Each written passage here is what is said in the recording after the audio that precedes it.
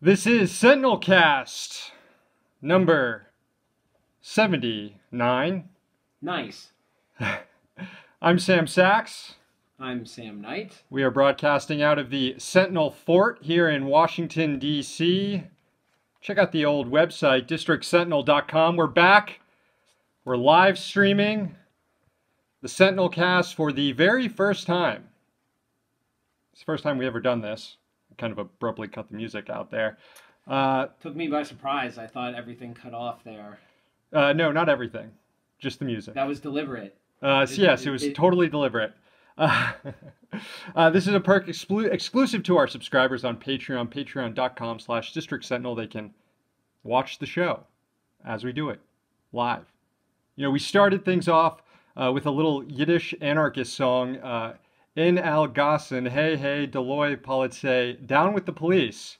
It was flagged by one of our subscribers, Joshua. Thank you, Joshua. Very catchy. Indeed. Indeed it was. Great way to set the mood. I hope we can live up to it. Yes. Anyways, coming up on today's show... It's the eve of the 10th anniversary of the collapse of Lehman Brothers. We talk the significance of the investment bank going kaput and the lingering aftermath of 2008 with Alexis Goldstein, a former Wall Streeter who saw the light, and a fellow podcaster. She's the co-host of Humorless Queers. We'll also get to guilty or innocent here in just a minute. I know everyone wants to hear our opinion on Serena Williams, so I assure you that that is coming up. Also, the garbage can lies in wait. Find out who's going to get thrown in it later in the show. First, reminder to all our subscribers out there, the zine is out. The zine is out right now. As promised. Edition number 9. It's 10 years since the Lehman Brothers collapse. That's the theme of the zine. Of the week. We've got a lot of stories. We've got a timeline of the financial crisis. Sam Knight went to work pretty hard on that. Got everything in there. Mostly everything in there. Mostly everything. I've got a story. Sam's got another story in there about the next 2008, where that might come from. The next crash. You know, we talk a lot about the news on the show. Certain warning signs in the market. Well, we bring that up here in the zine. Also, I've got a story about an effort on Capitol Hill, legislation advancing on Capitol Hill to pay interns. I've called it the Lanyard Reduction Act. So, all that's coming out on the zine this week. Make sure you check it out. All you subscribers who are listening or watching right now, y'all have access. It's on Patreon. Read it this weekend. Okay, moving on. It's time to dispense some justice. It's time for guilty or innocent. Court is in session. All right, first up on the docket here. Sessione. We've got Serena Williams. Innocent. Yeah, 100% innocent. This isn't even close. I watch sports a lot. I see people flip out all the time on umpires and referees. It's a regular thing, including in tennis. She's being treated unfairly here, pretty clearly. Totally unfairly. I mean, not even outside the sport. You think of baseball greats like Earl Weaver, who is known for yelling at umpires. But in tennis, John McEnroe, one of the all-time greats. What was his catchphrase? Are you serious? Are you serious? Are you kidding me? Yeah, it was, are you serious, right? Yeah. Come on. They yell at the umps. It's what they do. Innocent. 100%. Let's see. Who's next here? What's next? We got Dianne Feinstein. Dianne Feinstein, guilty. folks. Yeah, 100% guilty on this one. Look, we were just now getting these stories. This story about Kavanaugh, something that happened when he was in high school. If it was up to Dianne Feinstein, none of this would be coming out. She made an effort as a senator to keep this under wraps. That's right. I mean, the whole thrust of the story is that other senators are upset that she wouldn't even discuss this with them. And she seems to be intoning that she has no confidence in them to be able to keep anything confidential too, by cloistering this very important information. Dianne Feinstein, guilty. Guilty. Dianne Feinstein, guilty. Next on the docket, Hurricane Florence. Guilty. Guilty. Moving on. Shooting your gun at hurricanes. I mean, is that really a crime? It depends where you are, I suppose. And it won't work, and the bullets could land on someone. I'm calling guilty on this. All right. I don't think it's a good idea. Guilty. Right. Guilty. Don't shoot your gun at hurricanes. Elizabeth Warren advocated this last night, breaking up Amazon. What do you think? 100%. Innocent. Innocent? Innocent. Break up Amazon. How about this? Nationalizing Amazon. Does that mean we have to revisit breaking up Amazon? No. We can...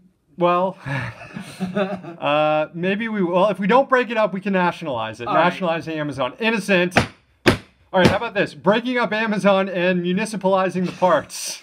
Ultimate innocent. Innocent. The best innocent. This is the Supreme Court of guilty or innocent decision. This is the opinion coming down from the Supreme Court of guilty or innocent. Yes, okay. I think we've settled quite a few things there. What do you think? I think it's time to wrap up court for the day. All right, let's wrap up court. Let's move on to our interview. You want to take care of this, Sam? Yes, I do. Just moving away the judges' stuff here. Anyway, tomorrow marks 10 years since the collapse of the major investment bank Lehman Brothers, as we've said already. To explain the importance of the failure and to describe what Wall Street was like when shit hit the fan, Alexis Goldstein joined us to talk the Lehman crashiversary. Alexis is a financial reform advocate who crossed over from the dark side after the Great Recession. She's also the co-host of the podcast Humorless Queers alongside Cade Crockford, another friend of the show.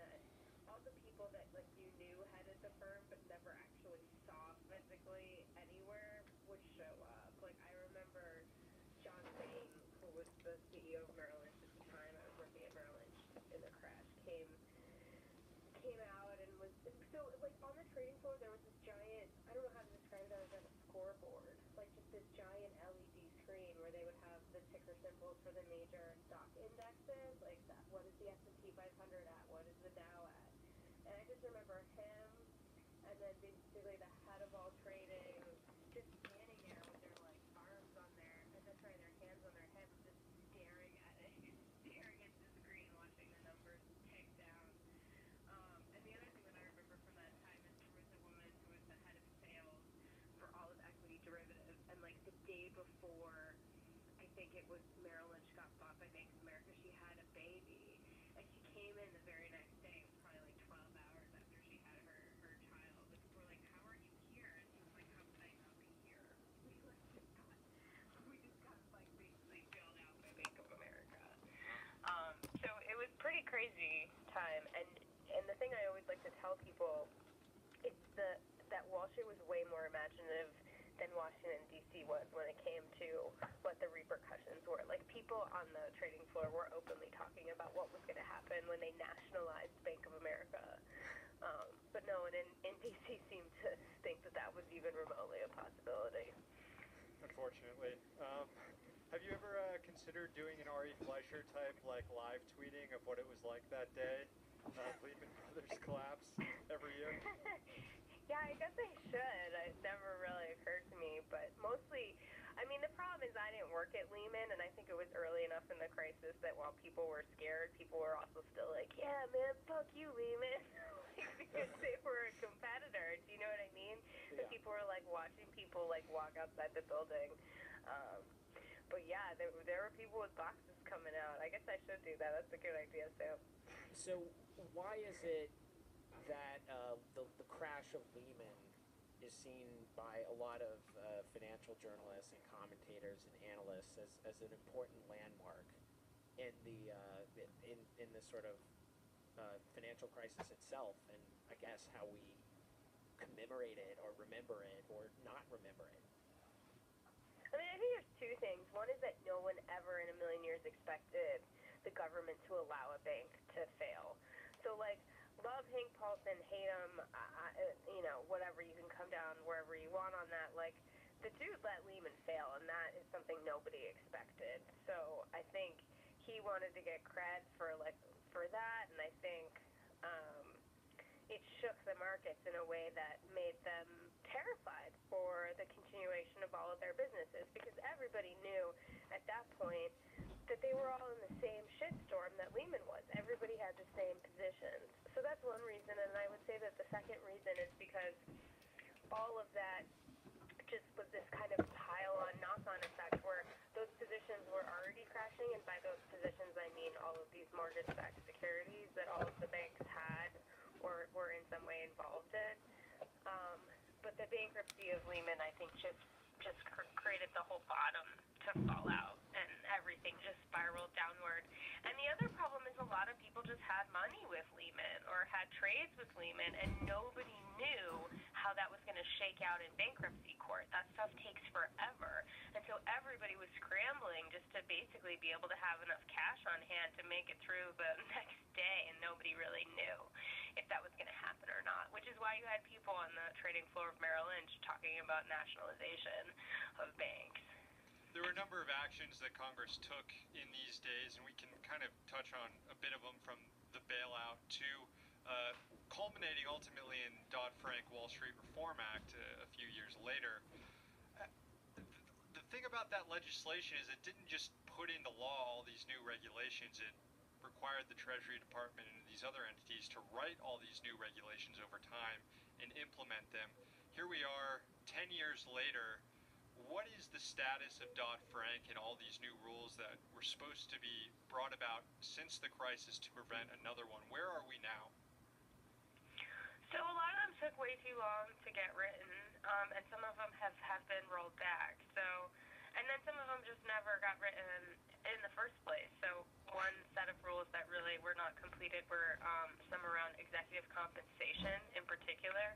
So parts of Dodd-Frank talked about things called clawbacks, which is this basic idea that if you basically lie about your financials, the company should be able to claw back the CEO's earnings. But I would say that the majority of Dodd-Frank was finished. You can say that it was too slow, but they did get most of it done. But the problem is that they just took a huge chunk out of it this year, and they did that. The Republicans led the charge, but the Democrats helped them do it. There were 16 Democrats who voted to take a big chunk out of Dodd-Frank, and it's mostly folks in those purple or red states, so people like Heidi Heitkamp or John Tester, but also Mark Warner from the state of Virginia, and Tim Kaine, noted sort of civil rights champion Tim Kaine, voted for this bill that included getting rid of some data that's used to find racial discrimination in lending. So that was this piece of Dodd-Frank that basically said that if you were a bank that was over $50 billion in assets, you had sort of a stricter set of automatic monitoring that you had to be subject to, and they raised that to $250 billion. And those just sound like numbers, but basically what you need to know is one of the biggest players in the financial crisis was a bank called Countrywide. They were in that sort of, they're about $100 billion in assets. That's a really dangerous size. And the other thing that's crazy about this bill is it included U.S. branches of foreign banks like Deutsche Bank or UBS. They're about that size too. So this was also a huge giveaway to foreign banks. Another thing happened actually during the Obama administration, and it was this big fight within the Democratic Party. It was a number of years ago, but basically there was a part of Dodd-Frank that said that you had to push the riskiest derivatives out of the part of the bank that has the depositor money. Swaps push out. Correct, yes. And into a separate entity that was had its own capital. And Obama was making calls, trying to get that passed, and Elizabeth Warren went on the floor of the Senate and said the word Citigroup 30 times because it a bill that was written 90% by Citigroup. It was like 70 out of 85 lines were written by a Citigroup lobbyist. So those are the two things that I would say are the biggest rollbacks so far.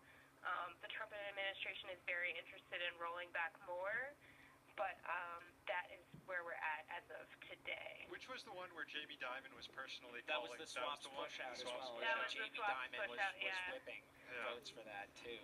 Yeah, it was Jamie Dimon and Obama tag teaming it. So I will say the Trump administration has made it a lot worse, but it wasn't great. It wasn't great under Obama either. Yeah, I remember that vote in Congress. I seem to remember House Democrats could have killed that, but didn't, and they voted with Republicans, and that was extremely good. With some notable exceptions, but yes, that's right.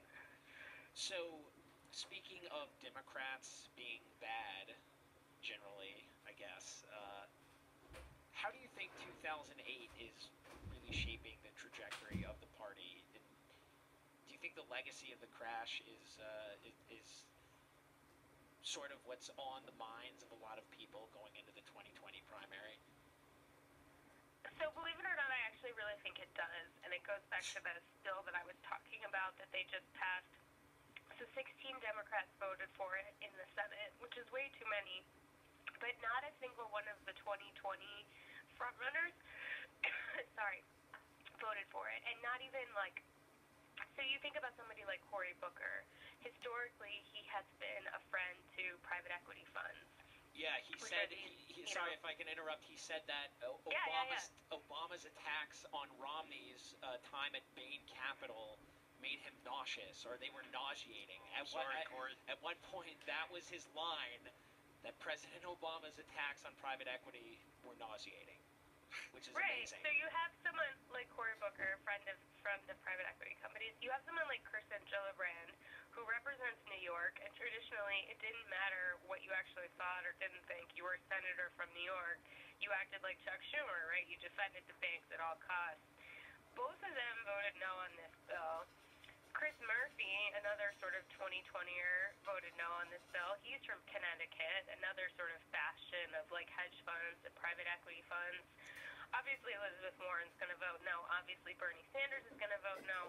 But it's interesting to me to see these folks who in the past were very much about, like, let's do the sort of moderate thing and let's not go too far. Like, they seem to have gotten the message that if they truly want to have a chance in the 2020 sweepstakes, they have got to go full Bernie bro. They have got to go full Elizabeth Warren. And they are not just voting no on this bad bill that I was talking about before, which if there are nerds on the show that want to know the bill number, it was S2155 if you want to look it up. But Cory Booker has a bill about overdraft. Like, I don't know if any of the listeners have ever been hit with an overdraft fee, but they're ridiculous. They target poor people, so it's like you get a free, quote-unquote, free checking account, but like you overdraft it by 50 cents, and you get hit by like a $35 fee.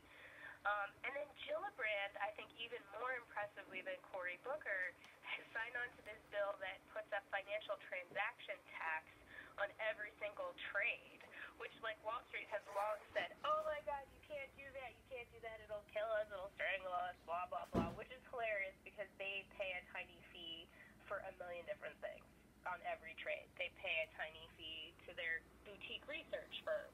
They pay a tiny fee to the exchange. They pay all these tiny fees, so a tiny tax would not be a big deal, but they freak out. So Kirsten Gillibrand has come out in favor of that. She has a postal banking bill. So, like, whether they believe it or not, I don't know. I can't see into their hearts. But they're clearly scared of, like, the left on this issue, and I think that that's a really good place for us to be. You mentioned that Trump has made the situation much worse. We see the stock market reaching dizzying heights, much higher than it was pre-crisis. We just reported yesterday of how average household or median household income was back up to its highest point since 1999, right before the dot-com crash, and its second highest point since then was in 2007, right before the housing market crash. Should we be worried that something is on the horizon again? I mean, yes. The short answer is yes. Where might it come from? Well, I do want to say just briefly, like a lot of those gains people are not seeing, right? Like the stock market is completely meaningless for 50% of America. It's something like 53% of America has exposure to the stock market in any form, which means 47% of us have absolutely no exposure to it. But in terms of the next crisis, I don't have like one smoking gun to point you to. Obviously, a lot of people are concerned about student debt, but I think their concerns are more around suppressing growth. And we could have a debate about whether growth is good or not good, but just to put that aside for a minute, like people aren't getting mortgages, for example, because they have too much student debt. There's a lot of concern around commercial debt and the kinds of debt that companies are taking on. There's a lot of concern in things like just consumer debt, like credit card debt, the kind of medical debt, all of the debt that people go into because this country doesn't provide basic things like, health insurance or, housing that's affordable or even child care, things like that. There's some concern about subprime auto. So, like, if you don't have enough money to get a car but you really need a car, there's a lot of lending that happens. And there's a lot of subprime lending happening in the car space, automobile space. So those are a few. But I mostly am most afraid of just how high the equity markets have gone. It's absurd. It's not sustainable. And anytime, you have something that goes up for this much for this long, people get invested in keeping it that way, which means any kind of correction. And by correction, I just mean if the stock market goes down for a while, like people are going to lose their shit.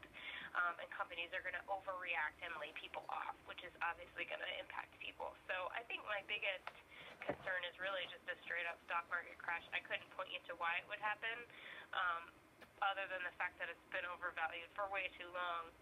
But those are some spaghetti I'm throwing at the wall there. Well, we're still obviously seeing the lingering effects of the crash or the Great Recession, whatever you want to call it. Not to delve too much into a thought experiment here, but you talked about how people on the trading floor as this was going on just knew that the government was just going to nationalize the banks. What if, and this could have come in all sorts of different forms, or, well, yeah. I mean, they probably knew at the time. They thought, of course they thought, but they were pretty confident, I'm guessing. What would have happened, and this could look all sorts of different ways, but imagine if the government would have maybe taken control of these banks, forced off all these assets, maybe bailed out homeowners who are underwater in their mortgages, bailed them out. Where would we be today? I mean, I think a lot of people would have had a lot of wealth preserved. I mean, one of the things that I always talk about is the financial crisis devastated the wealth of so many millions of families. I mean, 10 million people, they estimate, were foreclosed on. That's basically if you foreclosed on every single person in the entire state of Michigan. And a huge chunk of those folks were people of color, especially Black and Latino folks, whose only wealth, in many cases, was in their home. And so you decimated the ability of all of these Black and Latino families to basically help their kids, help their grandkids, go to college, right? Because all of their wealth was in their home. And the other thing to remember is a lot of these folks who had their homes foreclosed on already owned their home. It's not like they were taking out a loan to get a home. They own their home outright, and you had all these really predatory real estate folks come into their neighborhood saying, hey, don't you want to take out a reverse mortgage? Don't you want to, tap into the value of your home and, like, talk them into these really predatory products. So if we had nationalized the banks, it's not as crazy as it sounds because we actually do this all the time. The FDIC goes in when a bank fails and basically nationalizes it. What they do is they split it up, they kind of strip it down, they see what they can sell off and what they should keep and try to manage themselves, and they sell what they can sell, and then they try to manage the rest of it. So I think that that's what we could have done, and you could have done things like, we talk sometimes about something called Glass-Steagall, which separates the investment banking, casino banking from the more boring banking. I think if you had nationalized a bank like Bank of America, that's one of the first most natural things you could do is split it up into two companies. Maybe you sell the investment bank to Goldman or someone else, or maybe you just run it yourself. Yeah, that's right. But I think, 10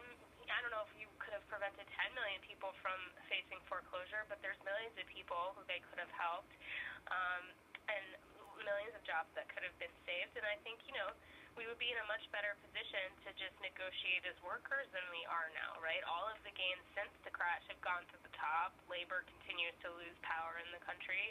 And it's, a large part because of these policy decisions that were made way back when, in 2008. But break them up, that's my short version. They're too big, they're too powerful, they lobby with a single interest.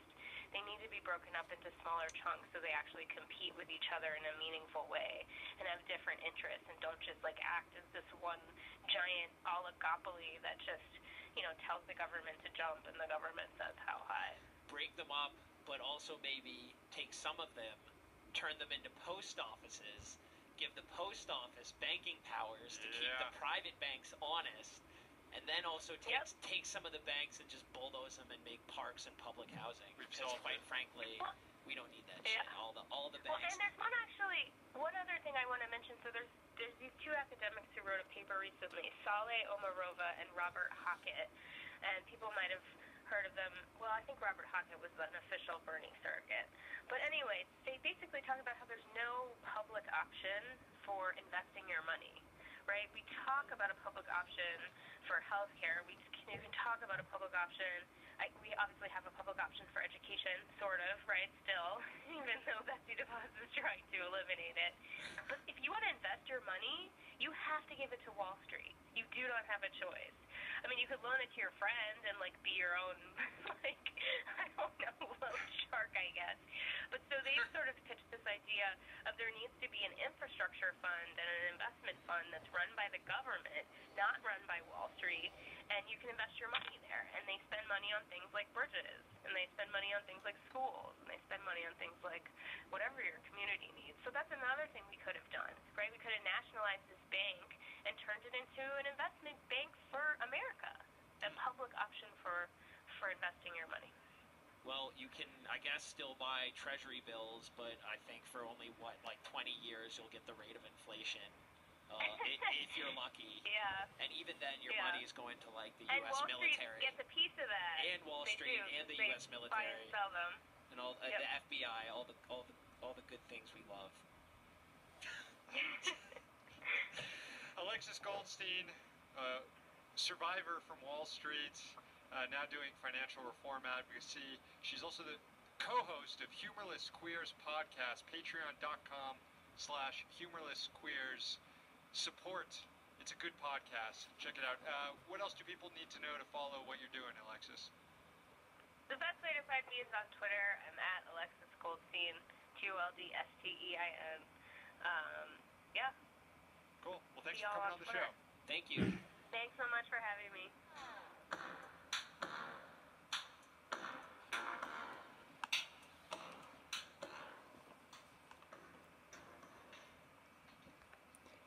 And we are back. Thanks again to Alexis. Follow her on Twitter at Alexis Goldstein. Sorry about the audio issues that we had a bit there. We'll have that settled for the podcast version when this comes out. We're doing this live. First time. I honestly don't know what the issue is here, but I'll diagnose it and we'll move forward and get better. All right, enough of that. It's the end of the week. It's the end of the show. Time to do what we were made to do, Sam. What we were born to do. What we were born to do. Interns, I swear they're just off the camera. Interns, bring in the garbage can. All right, garbage candidate number 1. The one, the only, Andrew Cuomo. Boo. He won the primary up in New York on Thursday night, and he may win the garbage can tonight. He is a shitty governor every day and always worthy of the garbage can, but Cuomo is nominated for his dirty campaigning and what looks like outright election rigging. I don't know. Days before voters headed to the polls, Cuomo's team sent out mailers linking his opponent Cynthia Nixon to anti-Semitism, which is just a completely baseless, scummy claim. Then, on election day itself, there was an avalanche of claims of voter suppression, longtime voters showing up at the polls, finding out they were no longer registered. This happened to pretty much everyone I follow on Twitter who lives in New York. All of this under the purview of one Andrew Cuomo. Then the guy, I assume, started paying off celebrities to endorse him at the last minute, like Nicki Minaj and Amy Schumer, although Schumer ended up voting for Nixon in the end. So for all of that, and being a shitty governor of New York for another 4 years or whatever, Andrew Cuomo is nominated for the garbage can. Garbage candidate number 2, John Bolton. It's not often you hear the argument, actually, war crimes are good. But that was effectively John Bolton's message this week when he pledged a full-out assault on the International Criminal Court. Yes, Bolton is making it easier for leftists to point out what an awful country this is, but he's doing it by doing truly awful stuff. In this case, Bolton is giving cover to U.S. atrocities in Afghanistan. It's enough to grab him by the mustache and throw him, or at least nominate him for the garbage can. Garbage candidate number 3, Senator Jeff Flake. Flake's days in Congress are numbered. He's retiring at the end of the year, which gives him a lot of latitude to speak out and act according to his conscience. We know Flake doesn't like Trump. He's devoted many a speech to it. But this week, Flake had a chance to really kick Trump in the nuts, while at the same time preserving the norms and institutions that people like Flake care so much about. During procedural hearings before the Senate Judiciary Committee, Democrats attempted to subpoena several documents from Supreme Court nominee Brett Kavanaugh's past in the Bush White House. For each of those subpoenas, Democrats needed just one Republican on the committee to join them. Obviously, it wouldn't be someone like Grassley or Cornyn or Cruz, folks who are perfectly happy doing the president's bidding. But what about Jeff Flake? Maybe this was going to be the first time he turned his anti-Trump rhetoric into action and vote with Democrats to expose Trump's Supreme Court nominee to more sunlight. Well, it wasn't. Flake voted with Republicans, as he always does, and advanced President Trump's agenda, because he's either a fucking coward or his conscience is just as rotten as the president's. Either way, Flake is more than worthy of a garbage can nomination this week. Garbage candidate number 4, Clara Jeffrey. The Mother Jones editor-in-chief hit it out of the park this week when responding to Trump's disgusting tweets about death in Puerto Rico last year and inadequate disaster relief after Hurricane Maria. It takes a special kind of person to look like a slime ball in response to that. Jeffrey quote-tweeted Trump and said, "Those who have fled Maria may have been slow to register to vote. Maybe this appalling statement will change that." Let's hope the disaster victims take some time off from sorting their life out to read Donald Trump's Twitter feed and then use it to register to vote, which they probably aren't able to do because they don't even know where they're going to be in 2018 or 2020, excuse me. Anyway, imagine thinking that whining at people about how they're failing Democrats is such good strategy that you do it to hurricane victims, to displaced people. Clara Jeffrey might have to ride out the storm and register to vote this week in the garbage can. Garbage candidate number 5, FEMA Director Brock Long. Brock Long is nominated for 2 reasons. First, he's under investigation by the Department of Homeland Security Inspector General for taking advantage of public resources for private travel. But that's pretty routine for Trump administration officials these days. Long is also nominated for defending the president's Puerto Rico trutherism after Trump tweeted out doubts about the death toll in Puerto Rico, claiming 3,000 people weren't killed during last year's hurricanes. Long agreed. He said many of the deaths were secondary and were caused not by lack of federal response, but instead weak infrastructure in Puerto Rico. Fuck this guy, that's bullshit. And Long should know better than to go along with his boss's erasure of dead Americans just because they aren't white. Or maybe Long doesn't know better. I don't know who this guy is. I just know he should be in the dang garbage can. Those 3,000 Americans didn't die on 9/11 because the plane hit the towers. They died because the towers collapsed. Okay? These were 2 totally separate things. Finally, garbage candidate number 6, Purdue Pharma. If you didn't know, Purdue is a major culprit in causing the nationwide opioid addiction epidemic. The company pushed the hell out of OxyContin, allegedly suppressing reports about its addictive qualities.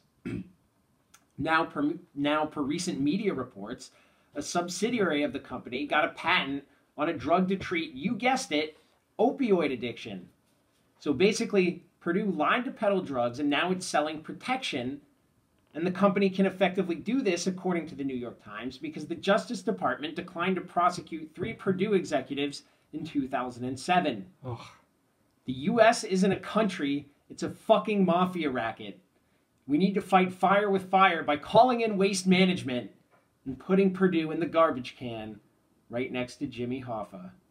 All right. Those are your candidates. We've got Purdue Pharma. We've got Brock Long. We've got Claire Jeffrey. We've got Jeff Flake. We've got John Bolton. And we've got Andrew Cuomo. The votes have been cast. They have now been counted. And your winner is Andrew Cuomo. You are going in the garbage can.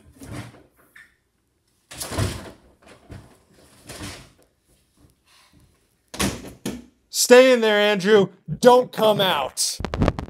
All right, that'll do it for the show, for the Sentinelcast. Thank you so much for subscribing. Thank you to our sponsors, the Congressional Dish podcast, hosted by Jen Briney. Find it at congressionaldish.com. Another sponsor, levelnews.org. Don't forget about our free content, District Sentinel Radio. You can check it out on iTunes, SoundCloud, Stitcher, or TuneIn. We're still putting content up over there.